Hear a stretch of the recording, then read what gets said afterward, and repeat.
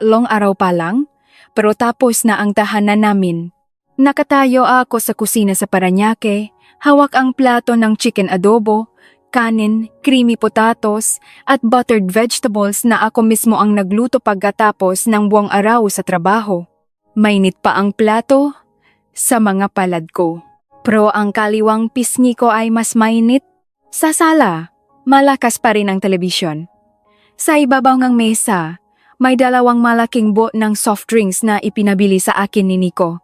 Sa itaas, nakasabit pa rin sa garment bag ang wedding dress ko, nakasara at malinis, na parabang wala pang nangyayaring masama sa loop ng bahay.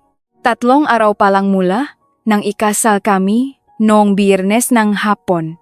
Pero nang gabing iyon, may ginawa akong napakaliit na hindi nila inasahan. Hindi ko dinala ang plato sa sofa.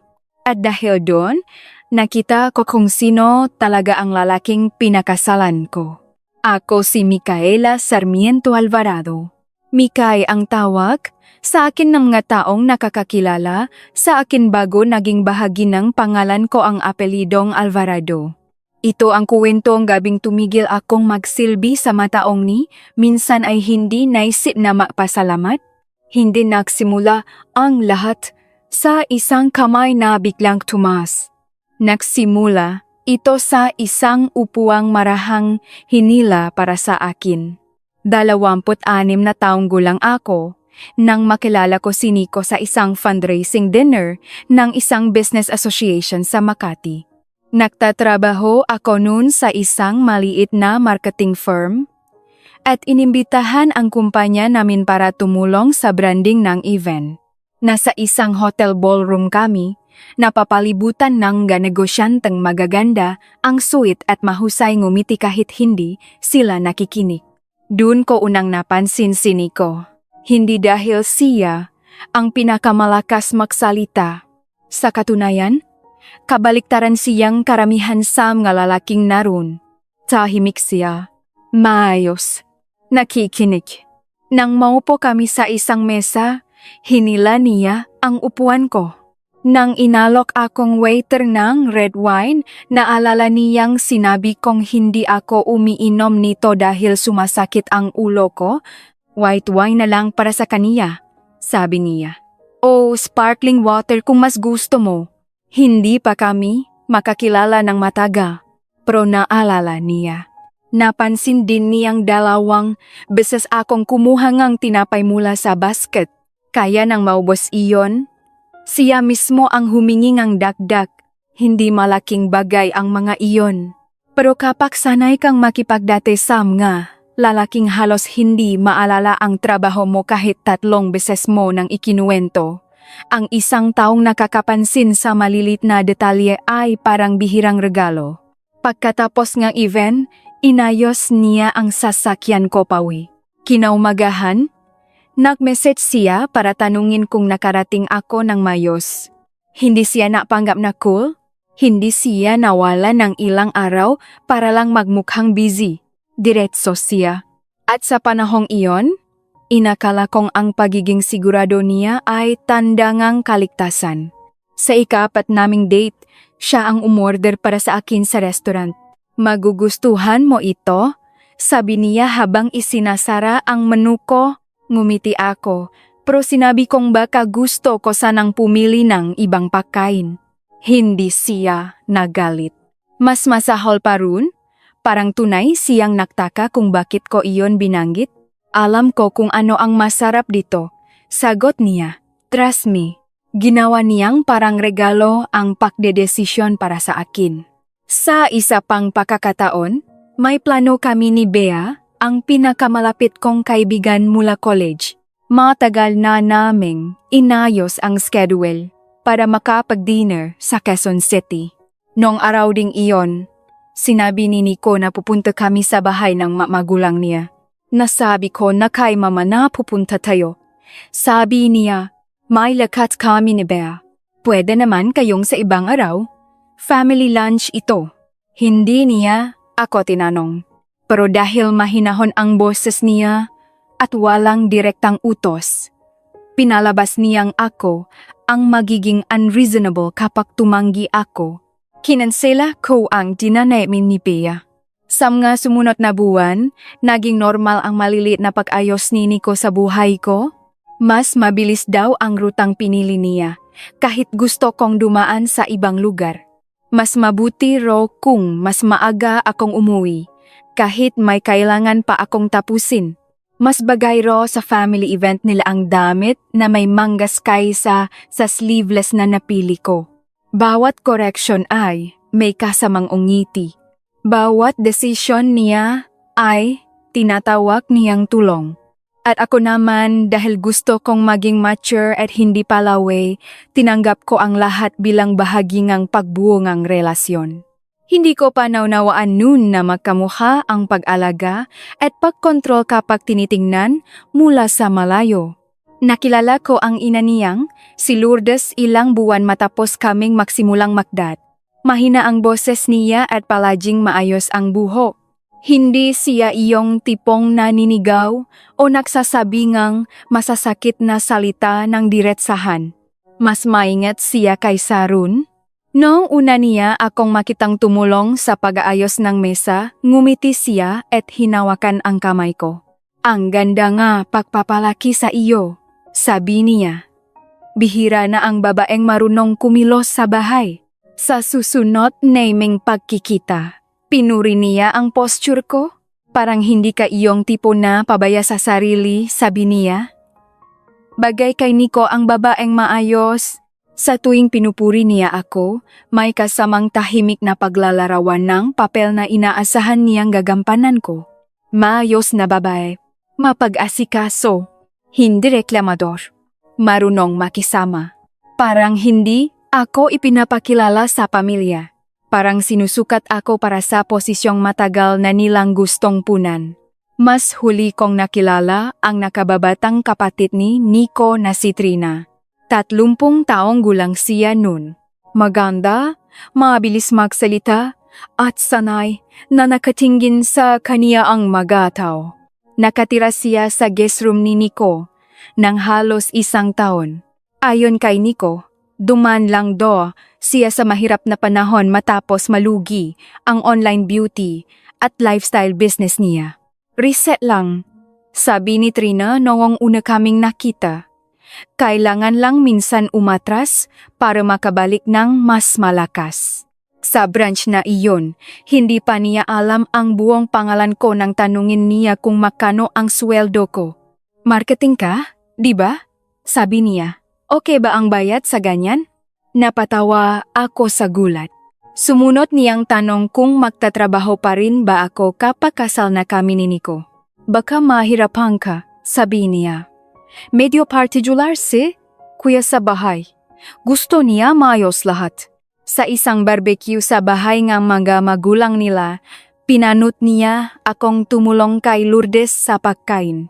Marunong ka naman palang magluto ng totoong pagkain, sabi niya. Akala ko puro salad at picture lang para sa social media. Hindi ko alam kung biro iyon. Kaya tumawa ako.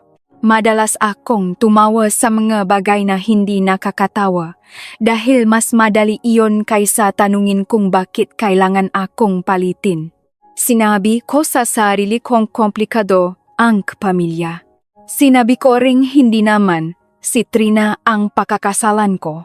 Akala ko kapag naging opisyal na akong bahagi ng pamilya, mawawala rin ang pakiramdam na para akong outsider na kailangang patunayan ang halaga ko.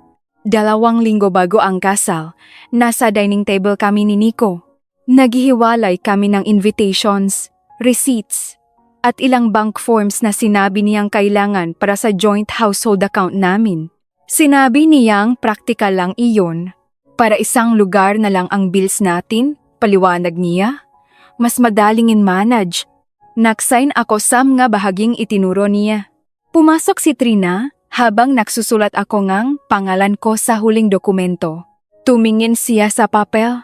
Pagkatapos, tumingin siya kay Nico. Nasabi mo na ba sa kanya iyong company advance situation? Nagbago ang mukha ni Nico. Hindi siya sumiga, pero tumigas ang panga niya. Hindi ngayon, Trina. Umangat ang dalawang kamay ni Trina na parang wala siyang pakialam. Fine, sinasabi ko lang. Nang gabing iyon, tinanong ko si Nico kung ano ang ibig sabihin niya. Old family matter. Sagot niya, hindi ka kasama roon. May kinalaman ba sa company? Wala kang kailangang isipin. Ako na ang bahala. Pinili kong maniwala. Ngayong binabalikan ko iyon, naiintindihan kong isa sa pinakadelikadong pangungusap bago ka pumirma sa anumang dokumento ang hindi ka kasama roon dahil minsan, kapag sinabi na isang tao na hindi ka kasama, ang ibig lang niyang sabihin ay hindi ka niya planong bigyan na buong impormasyon. Ikinasal kami nung biyan na apong sa isang gardong venue sa Tagaytay. Maliwalas ang panahon. May mga puting lili sa bawat mesa at warm string lights na nakasabit sa pagitan ng mga puno. Umiyak ang nanay ko habang naglalakad ako sa aisle. Ang tatay ko, nabihirang mapakita ng emosyon, mahigpit ang hawa sa braso ko. Nakatayo si Nico sa dulo, nakatingin sa akin na parabang ako ang sagot sa matagal na niyang hinihintay. Ganon din ang tingin ko sa kaniya. Ang hindi ko alam, magkaiba pala ang tanong na sinasagot namin. Nagbigay ng toss si Trina sa reception. Sinabi niyang surprisingly perfect daw ako para sa kapatid niya. Naktawanan ang mataw. Tumawa rin ako dahil iyon ang ginagawa mo sa sarili mong kasal. Tumatawa ka sa mga biro na maaring hindi na nakakatawa kapag huminto ang music at umuwi na ang mga bisita. Mas maikli ang toast ni Rogelio, ang ama ni Nico. Siya ang nagtatag ng Alvarado Freight and Distribution mula sa isang second-hand na truck. Sa loob ng mahigit 3 dekada, pinalaki niya iyon bilang delivery, warehousing at logistics company na may client sa Metro Manila at Calabarzon. Tahimik siyang tao. Hindi siya mahilig sa mahahabang salita. Masaya ako, sabi niya. Dahil may kasama na si Nico na makakatulong sa kaniya na ayusin ang tahanan at buhay niya.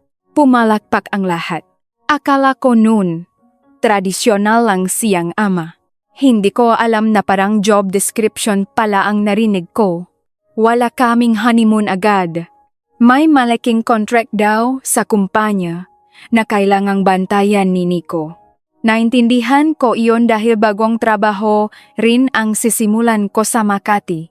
Bumalik kami sa bahay niya sa BF Homes na bahay na rin daw namin ngayon. Nandoon pa rin si Trina. Sinabi ni Nico na pansamantala lang iyon. Sa unang gabi, nakita kong inilipat ni Trina sa pinakamataas na shelf ang ilang wedding gifts namin para makasya ang protein powders, vitamins at natitirang stocks ng online shop niya. May mga kahon ng skincare products sa gilid ng dining room. May ring light sa guest room. May 3 pares ng sapatos niya sa may hagdan. Nang banggitin ko iyon kay Nico, ngumiti siya. Konting adjustment lang. Sabi niya, huwag nating going issue. Sa unang 2 araw kasal, sumulat akong thank you messages, nag-ayos ng mga regalong nakabalot pa sa tissue paper, at naglinis ng mga bulaklak na nagsisimula ng malanta. Sa bawat espasyong binubuksan ko para sa sarili ko, may gamit na ni Trina. Sa bawat maliit na bagay na binabangit ko, sinasabihan akong huwag maging sensitive. Pero patuloy kong sinabi sa sarili kong bagong kasal pa lang kami, adjustment lang. Hindi ko napansing ako lang pala ang nag-adjust. Nung Lunes, eksaktong 3 araw matapos ang kasal, nagsimula ako bilang marketing coordinator sa isang branding agency sa Makati. Gumagawa ang firm namin ng campaigns para sa regional restaurant chains.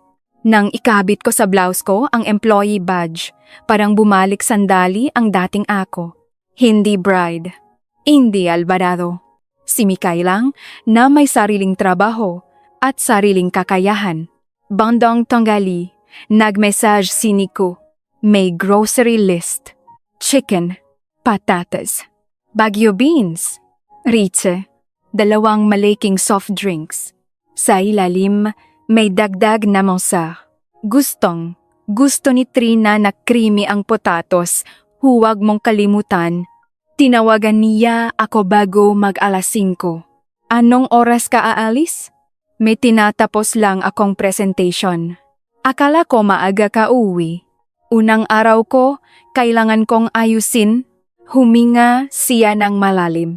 Sige, huwag ka lang masyadong gabihin. Gutom na si Trina.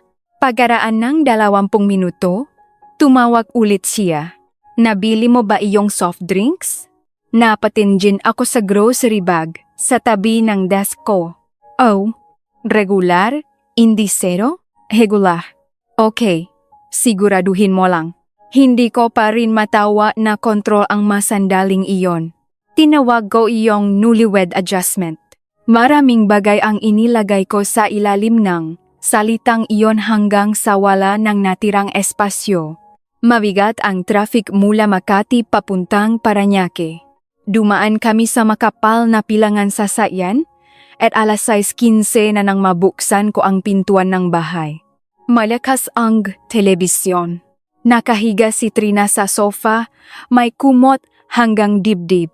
May 3 empty cans sa coffee table at isang bowl na may natyong sauce. Puno ang lababo ngang pinggan. Nakatayo si Nico sa may kitchen counter. Nakafold ang mga braso. Latte ka, sabi niya. Alas 6:15 pa lang. Traffic. Hindi, lumingon si Trina mula sa telebisyon. Gutom na ako. Since 5 pa ako naghihintay. May sagot akong gustong sabihin. Gusto kong tanungin kung bakit hindi sila nagluto. Gusto kong ituro ang lababo at itanong kung bakit walang nakaisip magugas. Pero bagong kasal ako.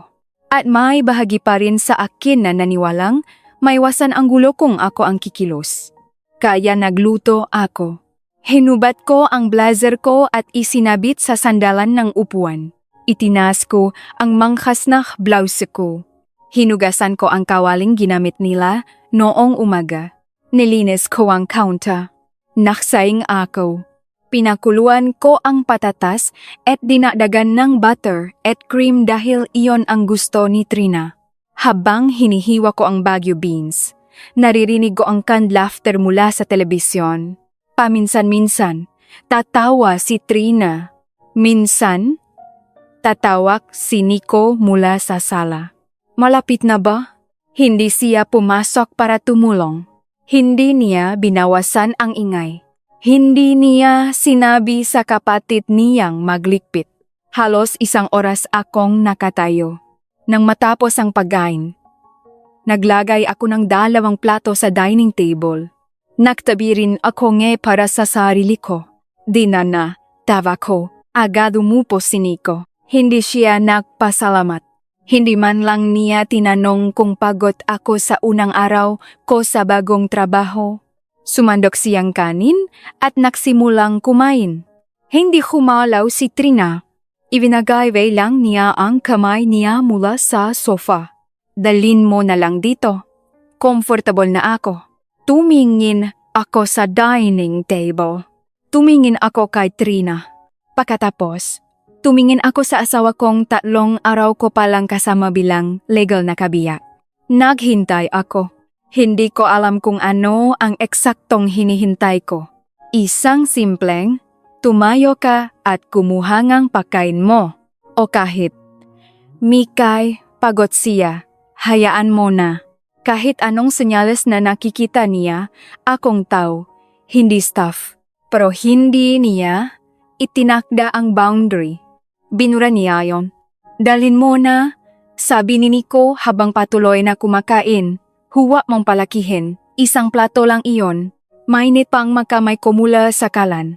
Naramdaman ko ang pagod sa magabinti ko. At sa unang pagkakataon, hindi ko kayang lunukin ang sagot ko. May paasiya? Sabi ko. Nandito lang ang mesa. Uminto si Trina. Dahan-dahan siyang lumingon sa akin. Excuse me? pwede kang kumain dito kasama namin. Napatawa siya ng maikli. 3 araw ka palang naasawa, ikaw na agad ang napapatakbo ng bahay. Hindi ko pinapatakbo ang bahay. Sinasabi ko lang na hindi ako magdadala ng pakain sa sofa habang kayang-kaya mong tumayo. Napatihil ang tinidor ni Nico. Nakita kong nagbago ang tingin niya. Hindi, iyong pag-aalala. Hindi rin pagtataka. Sa asal ngang kapatid niya, inconvenience iyon? Parang may bahagi ngang sistema niyang biglang hindi gumana. Tumayos siya. Kumaska sa sahe ang upuan niya. Mag, sorry ka kay Trina. Bakit? Alam mong mahirap ang pinagdadaanan niya. Dahil ba doon? Kailangan ko siyang pagsilbihan? Wala namang masama sa pag-aasikaso. Asawa ka na. Matuto kang makisama. Iyon ang unang pagkakataong narinig ko ang salitang asawa na parang babala. Hindi ko nakita ang kamay niya. 1 segundo, nakatayo ako sa tabi NG mesa. Sa sumunod, may matalim na tunog sa pagitan namin at may init na kumalat sa pisngi ko. Bahagyang umalingaw-ngaw ang tenga ko. Nananatiling bukas ang telebisyon. Asul ang liwanag sa mukha ni Trina. Nakanganga siya, pero hindi takot ang nakita ko sa mata niya. May isang maikling sandaling kasiyahan. Parang may hinihintay. Siyang patunay na kapag pumili si Nico, hindi ako ang pipiliin niya. Hindi ako umiyak. Hindi dahil matapang ako. Hindi dahil hindi masakit. Kundi dahil may malami na katahimikang biglang bumaba sa loob ko. Tumingin ako sa plato ko. Pagkatapos, ipinatong ko ang 2 kamay sa gilid nito at itinulak ko iyon palayo. Dumulas ang adobo at kanin sa mesa. Bumaksak ang plato sa tila. Natapon ang creamy potatoes sa cabinet. Tumama sa sahig ang serving bowl ng beans at nabasag malapit sa sapatos ni Nico. Napaatras si Trina. Tinitigan na ni Nico ang kalat. Pagkatapos, tinitigan niya ako na para bang ngayon lang niya napagtantong hindi niya ako lubos na kayang kontrolin. Lilinisin mo yan? Sabi niya. Hindi, Mikay. Hindi ko lilinisin. Tumalikod ako at umakyat. Nasa ibabaw ng kamaang garment bag ng wedding dress ko. Naamoy ko pa rin ang liloy mula sa maliit na bouquet na iniwan ko sa side table. Pumasok ako sa banyo at nilok ang pinto. Doon ko inilapat ang palat ko sa pisngi ko. Huminga ako ng dahan-dahan. 1, 2, 3. Hindi ko pa alam kung anong legal na habang ang gagawin ko. Hindi ko pa alam kung saan ako titira. Hindi ko pa alam kung paano ko sasabihin sa mga magulang ko na 3 araw lang matapos ang kasal. Hindi na ligtas ang bahay na pinasok ko. Pero may isang bagay akong alam. Hindi ako gugugol ng maraming taon sa pag-aral kung paano tumanggap ng mas matinding sakit ng mas tahimik. Nang gabing iyon, hindi ako natulog sa kama namin. Humiga ako sa pull-out couch sa kwartong gagawin sana naming home office. Nakatitig ako sa kisame habang naririnig ko silang gumagalaw sa baba. Hindi umakyat si Nico para mag-sorry. Kinabukasan parang walang nangyari. Nakluto siya na itlog. Gumawa siyang kape. Humuhunis siya kasabay niya'y radyo. Gusto mong breakfast? Tanong niya. Tiningnan ko siya. Walang guilt sa mukha niya. Walang takot na baka mawala ako. Parang ang nangyari kagabi ay simpleng argumento lang na dapat kalimutang bago magumaga. Set mo ba yung timer ng coffee maker? Tanong niya. Hindi ko kayang sagutin. Bumaba si Trina makalipas ang ilang minuto. Tumingin siya sa bahagyang mapulang bahagi ng mukha ko. Dapat matuto kang pumili ng betel, sabi niya. Pagkatapos, naksalin siyang sereal. Sa parking area ng office, tumawag ako kay Bea. Hindi ko planong sabihin ang lahat. Pero nang tanungin niya, kamusta ang married life? Lumabas ang kwento bago ko napigilan. Ikinuwento ko ang danar, ang plato, ang sinabi ni Trina, ang ginawa ni Nico. Matagal na tahimik si Bea. Akala ko sasabihin niyang umuwi ako sa kanila. Akala ko magmumura siya o magagalit. Pero kalmado ang boses niya. Mikay, hindi iyon simpleng masamang gabi. Patan iyon na nagpakita ng maaga. Napapikit ako. 3 araw pa lang kami. Exactly, 3 araw pa lang, kaya huwa mong turuan ang sarili mong isip na normal iyon. Pagkatapos ng tawag, kumuha ako ng litrato ng marka sa mukha ko. Isinulat ko sa private notes ang petsa, oras, lugar, at eksaktong pagkakasunod-sunod nangyari. Hindi ko pa alam nun kung gaano kahalaga ang simpleng record na iyon. Ang alam ko lang, ayokong dumating ang panahong may kwento ni Nico ang nangyari sa paraang ako ang naging dahilan. Gusto kong mauna ang katotohanan bago niya ito mabago. Nang hapon ding iyon, may bank notification sa phone ko. Bago pa ang kasal. Ako mismo ang nagset na makatanggap nga. Alerts para sa anumang malaking transaction dahil bahagi ng personal savings ko ang inilagay sa joint account. Galing dun ang notification, may malaking transfer na ginawa sa isang account na pamilyar ang apelyido. Alvarado. Nang makita ko ang buong pangalan, nanlamig ang madaliri ko. Trina Alvarado. Mahigit 200,000 piso ang nailipat 4 na araw matapos ang kasal. Binuksan ko ang online statement ng joint account. Karapatan kong makita iyon dahil nakapangalan din sa akin ang account. 2 linggo bago ang kasal, naglagay ako ron ng bahagi ng personal savings ko. Para sana sa rent, emergencies, at future plans namin. Nakita kong ilang araw pagkatapos pumasok ang pera ko. Nagsimula ang serye ng transfers. May mga bayad sa credit card. May direct transfer sa account ni Trina. May isang transaction na may vage na label na reimbursement. Hindi ko kinompronta si Nico. Hindi pa. Pag-uwi ko, hinanap ko ang folder ng household documents namin.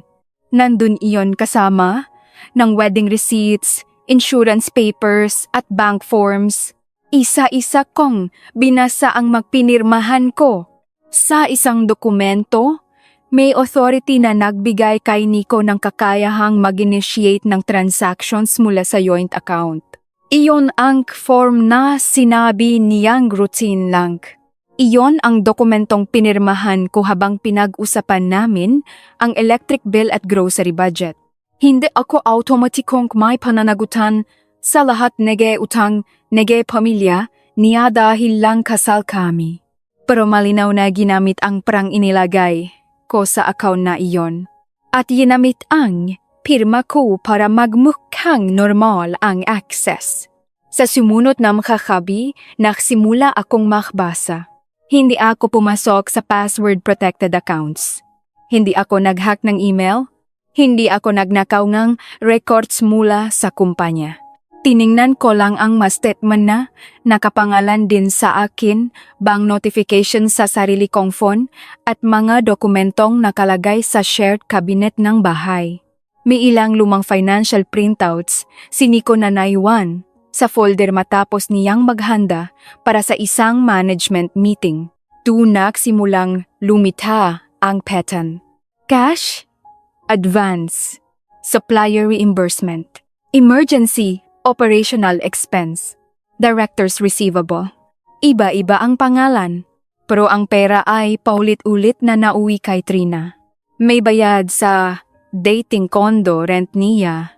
May payments na konektado sa failed online store. May cash advances na galing sa Alvarado Freight and Distribution. Nang pagsama-samahin ko ang mga halaga, lumampas iyon sa 1,800,000 piso. Gumawa akong timeline sa isang notebook. Inilagay ko ang petsa, halaga, account, at description ng bawat transaction. Nag-save ako ng copy sa private cloud folder na hindi alam ni Nico. Naglagay rin ako ng printed copy sa envelope na iniwan ko sa locked cabinet sa office.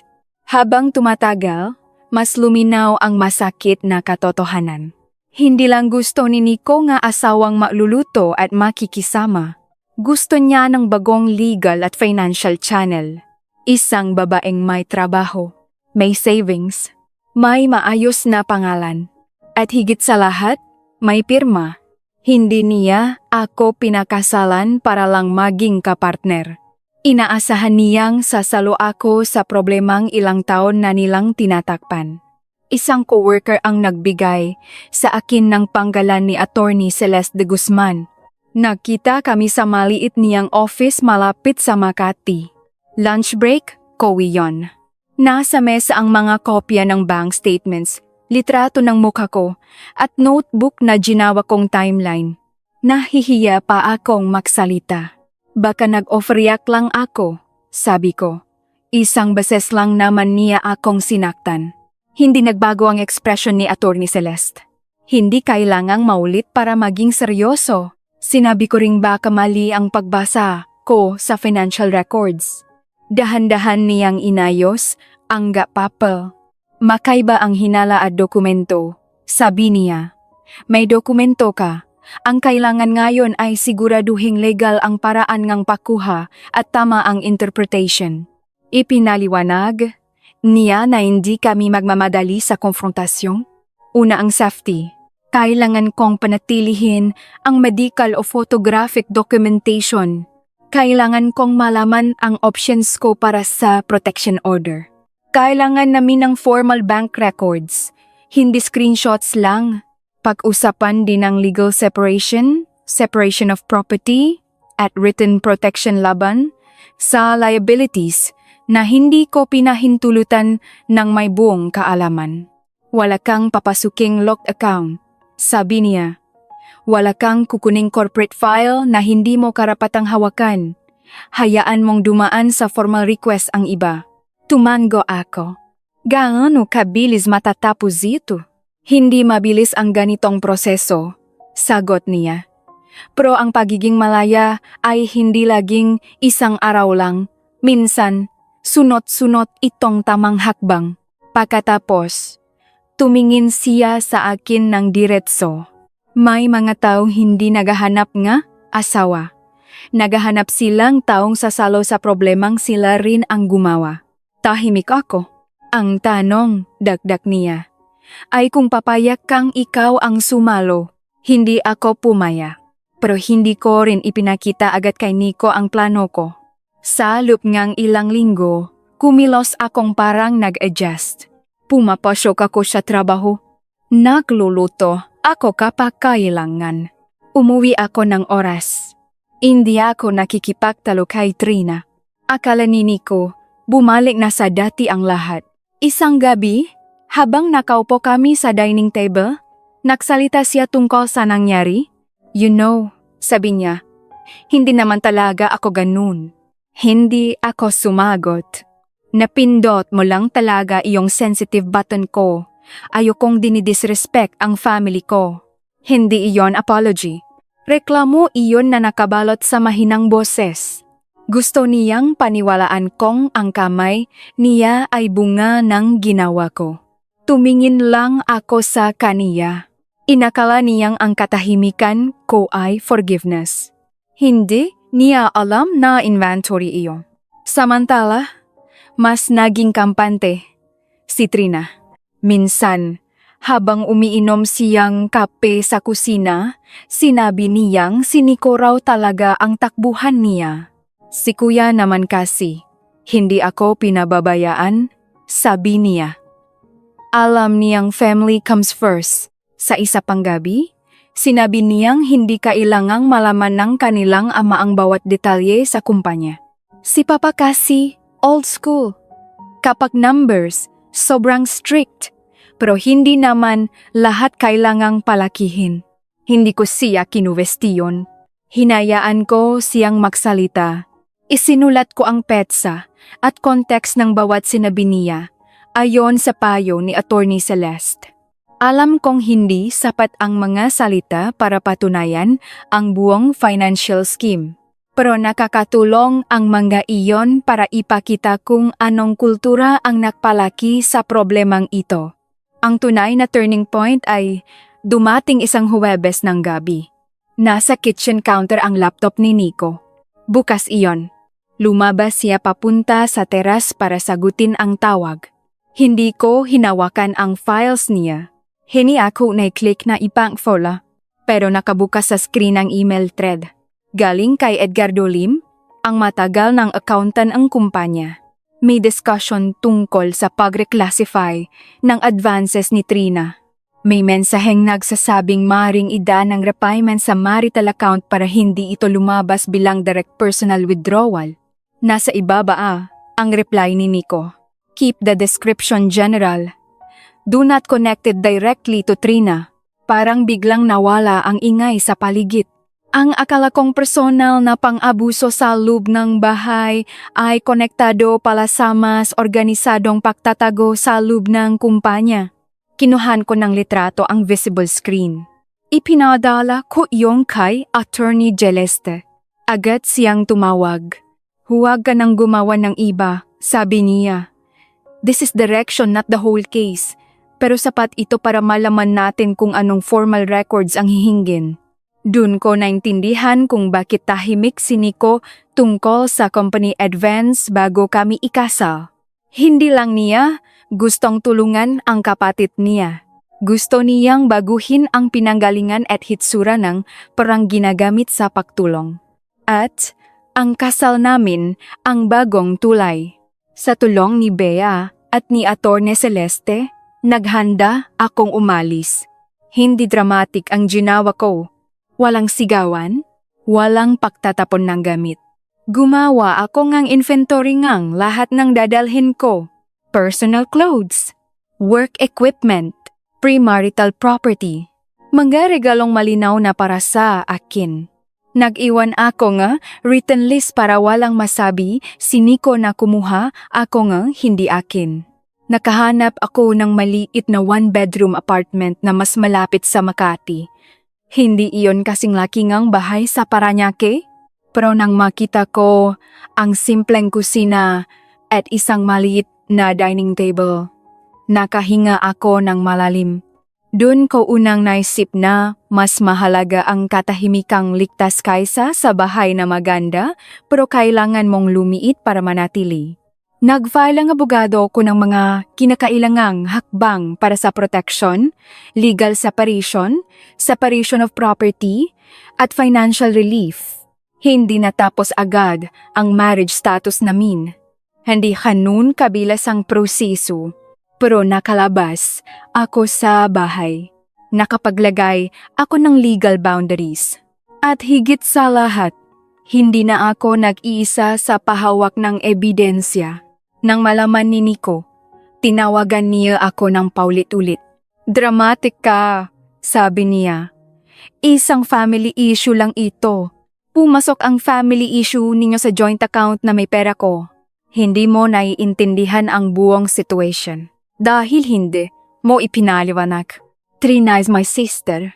At ako ang asawa mo. Pero ginamit mo ang pirma ko nang hindi mo sinabi ang totoo. Huminga siya ng malakas. Pamilya mo na rin siya. Nung pinili mong gamitin ang pera ko ng walang buong disclosure, hindi pamilya ang trato mo sa akin. Resource ang trato mo sa akin.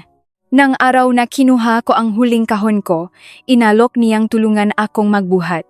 Tumanggi ako. Nasa itaas si Trina, nakatanaw sa bintana. Nakakross ang mga braso niya. Hindi ako kumaway. Hindi ko na kailangan ang acknowledgement niya. Salop nga, sumunod na linggo, nagsimulang gumalaw ang nga dokumentong hindi kayang kontrolin ni Nico sa simpleng paliwanag. Nakatanggap ang legal counsel niya ng formal records. Nakita ng abogado niya ang transfer na ginawa 4 na araw matapos ang kasal. Nakita rin ang signed authority sa joint account at ang trail ng company advances. Ayon kay Attorney Celeste, Malinaw na pinayuhan, siniko na ang sobrang agresibong pagtutol ay maring magbukas ng mas malalim na scrutiny sa accounting practices. At doon nakarating kay Rogelio ang lahat. Hindi ako ang tumawa sa kaniya. Hindi ako gumawa ng public accusation. Ang legal process mismo ang nagdala record sa lugar na matagaw ng giniwasan ni Nico. Nang makita ni Rogelio na may company funds, na paulit-ulit na napupunta kay Trina, nag-order siya ng internal audit. Pakalipas ng ilang araw, tumawag si Nico. Hindi katulad ng dati ang boses niya. Wala na iyong kontroladong lambing. Wala na rin iyong kumpiyansang palagi niyang ginagamit kapag gusto niyang ako ang magmukhang unreasonable. Mikay, sabi niya, sinuspend ni Papa ang authority ko sa payments? Hindi ako sumagot agad. Narinig mo ba ako? Oh, tinanggal niya ako sa approval chain? Lahat ng disbursement kailangan ng duman sa finance committee? Tama lang iyon.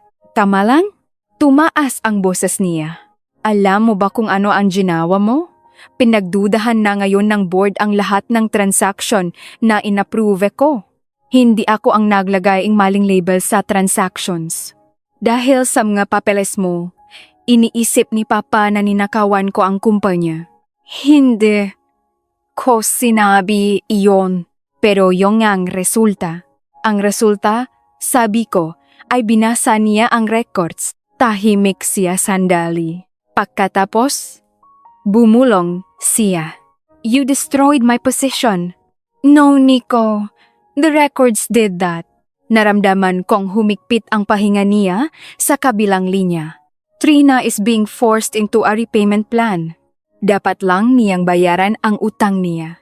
Pinapaalis siya sa bahay. Hindi ko desisyon iyon.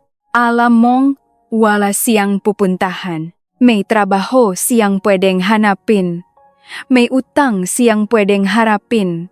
Ang ibig mong sabihin, wala na siyang taong sasalo.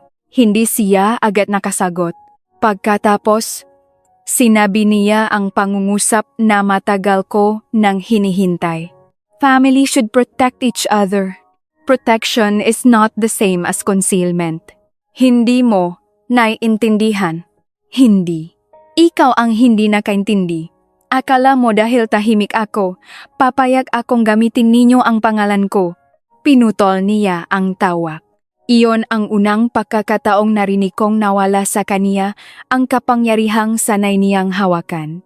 Hindi sa isang sigawan, hindi sa isang courtroom, kundi sa isang tawa kung saan wala na siyang may pakitang paliwanag na mas malakas kaysa sa mga numero. Kinailangang ilabas ni Edgardo Lim ang transaction history, classifications at correspondence. Ang ilang tinawag na supplier reimbursement ay walang tunay na supplier. Ang ilang emergency operational expense ay konektado sa personal na bills ni Trina.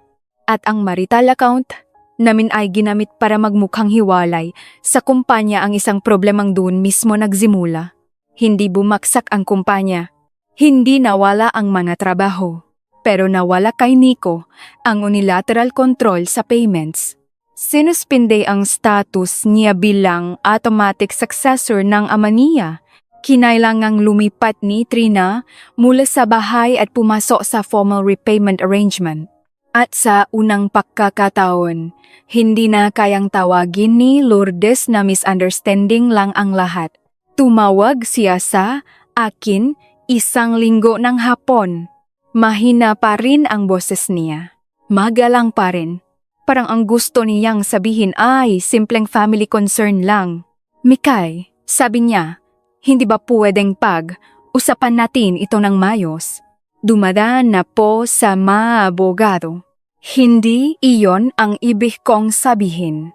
Huminga siya. Hindi mo ba naisip kung ano ang magiging tingin ng matao kapag nalaman nilang may internal audit sa kumpanya? Pinahirapan iyon ng asawa ko ng ilang dekada. Hindi ko po inilagay sa records ang mga maling transaksyon. Pero ikaf ang naglabas. Ginamit po nila ang account na may prako. Pamilya ka na sana. Napapikit ako. Iyon na naman ang salita. pamilya. Ginagamit bilang pinto kapag may kailangan silang kunin. Ginagamit bilang pader kapag may kailangan silang itago. Kung pamilya po ako, sabi ko, bakit hindi sinabi sa akin ang toto bago gamitin ang pirma ko? Tahimik siya. Hindi naman gustong saktan ka ni Nico? Sabi niya sa huli. Nakamali lang siya. Sinaktan niya ako. Alam kong mali iyon. Pero baka nadala lang na emosyon. Hindi po ako tatawag sa kamay niya na emosyon. At hindi ko tatawaging maliit na pagkakamali ang paggamit sa pera ko. Naging mas malamig ang boses niya. Pinapahiya mo ang buong pamilya. Hindi po ako ang gumawa ng mga bagay na nakakahiya. Mikay, minsan kailangan nating magsakripisyo para sa pamilya. Ang sakripisyo po, kusang ibinibigay. Hindi kinukuha ng walang pahintulot, wala siyang naisagot. Matagal kaming tahimik sa linya. Pagkatapos, sinabi ko ang bagay na hindi ko kayang sabihin noong una niya, akong purihin dahil marunong akong mag-ayos ang mesa. Hindi po ako pumasok sa pamilya ninyo para maging tagalinis ng problema ng mga anak ninyo. Mahina ang hinga niya sa kabilang linya. Hindi siya na sorry. Hindi niya rin ako sinigawan. Sinabi lang niyang, sana balang araw maintindihan mo rin ang pagiging ina. At sana po balang araw, sagot ko, maintindihan ninyo na ang pagprotekta sa anak ay hindi ibig sabihing may ibang taong dapat masira para hindi siya humarap sa ginawa niya. Pagkatapos nun, tinapos ko ang tawag. Iyon ang huling beses na sinubukan ni Lourdes na gawing kahihiyan ko ang ginawa ng pamilya niya. Hindi ko sinira ang pamilya nila. Hindi ko rin sinira ang kumpanya. Tumigil lang akong protektahan ang katahimikang matagal ng pumipinsala sa kanila. Ang mediasyon ay walang dramatic na sigawan. Walang yun na biglang nagboba ng martilyo. Walang eksenang nakatayo ako sa gitna ng courtroom habang nakatingin ang lahat. May conference room lang. May malamig na tubig sa mesa. May 2 folder ng dokumento. At may mga taong nagsalita sa mahinang boses dahil alam nilang mas mabigat ang mga numerong nasa papel kaysa sa anumang paliwanag. Kasama sa napakasunduan, ang pagbabalik ng malinaw na bahagi ng personal savings ko na dumaan sa joint account. Inilipat sa pangalan ko ang sasakyang ako ang pangunahing nagbabayad. Sinagot ang reasonable relocation at legal costs. May written indemnity na nagsasabing wala akong pananagutan sa company advances ni Trina at sa kaugnay na transfers na hindi ipinaliwanag sa akin ng maayos. Pumayag si Nico sa separation of property at hindi pagharang sa protection measures. Nanatili rin ang karapatan kong ituloy ang tamang legal process tungkol sa marriage status namin. Sa isang punto, sinabi ni Nico na hindi raw dapat kasama sa usapan ang utang ni Trina dahil private family matter yon. Tahimik na inilagay ni Attorney Celeste sa mesa ang transfer record. Katabi nito ang joint account authority na may pirma ko.